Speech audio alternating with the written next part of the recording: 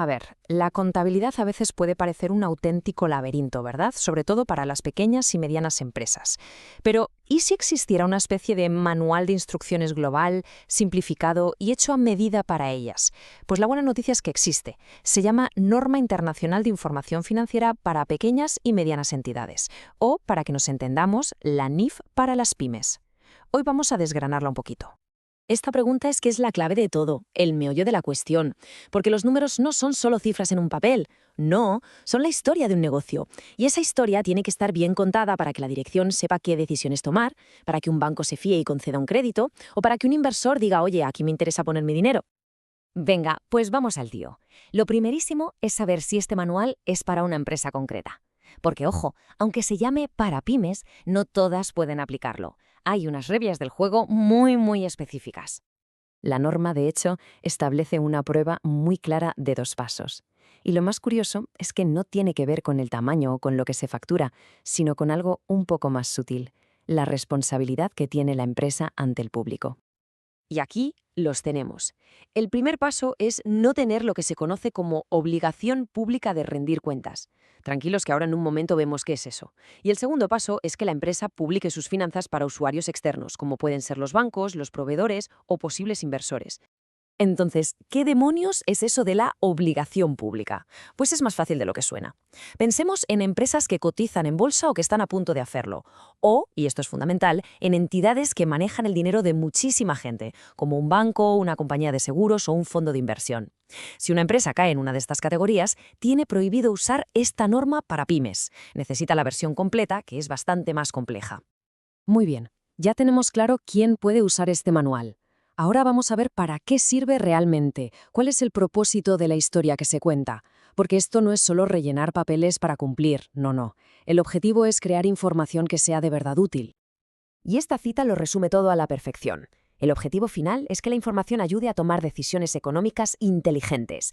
Vamos, que los estados financieros no son un mero trámite legal, sino que son la herramienta de comunicación más importante que tiene una empresa. Claro que, para que esa comunicación funcione, la información necesita tener, digamos, unos superpoderes.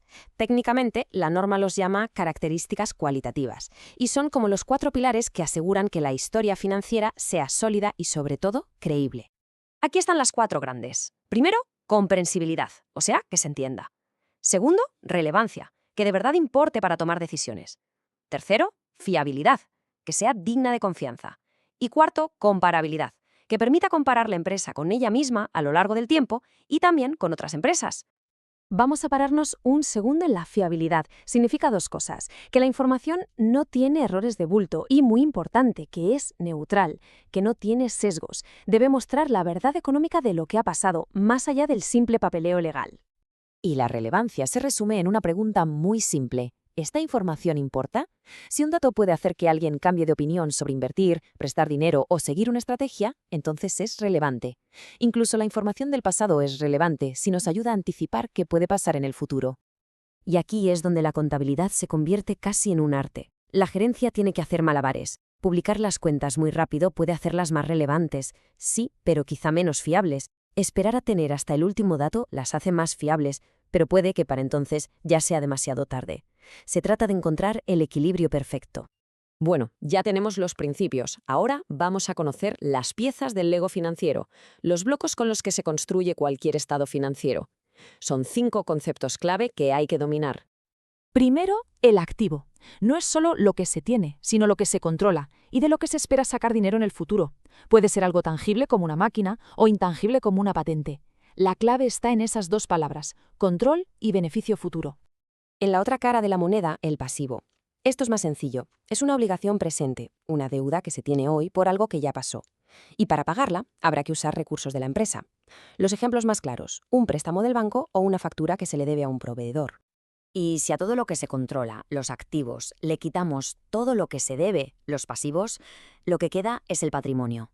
Es el verdadero valor que pertenece a los dueños. Esta es la ecuación contable fundamental, la columna vertebral de las finanzas, simple pero increíblemente potente. Y finalmente, para ver el rendimiento tenemos los ingresos y los gastos. Imaginemos que el patrimonio es un cubo de agua. Los ingresos, como las ventas, lo llenan. Los gastos, como los salarios o el alquiler, lo vacían. La diferencia entre lo que entra y lo que sale es el resultado del periodo. Ya tenemos las piezas del ajedrez. Ahora, ¿cómo se mueven? Esta sección trata sobre las 2 reglas de oro.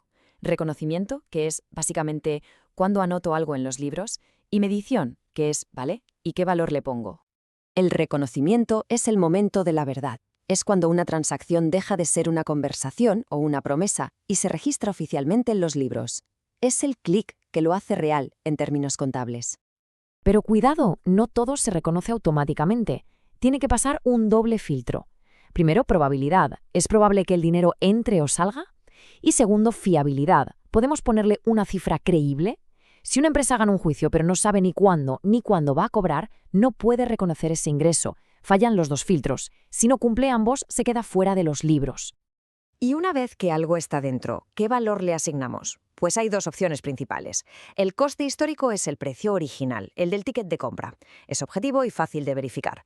El valor razonable, en cambio, es el precio de mercado a día de hoy. Es más relevante, pero a veces más subjetivo. La propia norma nos irá diciendo cuál usar en cada caso. Un principio fundamental que lo rige casi todo es el del devengo. Esto significa que los hechos económicos se registran cuando suceden, sin importar cuándo se pague o se cobre. Una venta a crédito se anota como ingreso en el momento de la venta, no cuando el cliente paga. Esto da una imagen mucho más fiel de la realidad.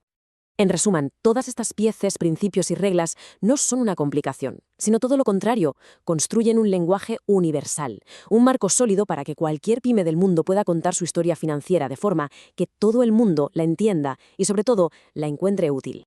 Y con esto hemos sentado las bases. Obviamente el manual completo es mucho más extenso, pero estos son los cimientos de todo. Así que la pregunta final es más bien para reflexionar. Con estas herramientas, ¿qué historia financiera cuenta un negocio y cómo podría contarla todavía mejor?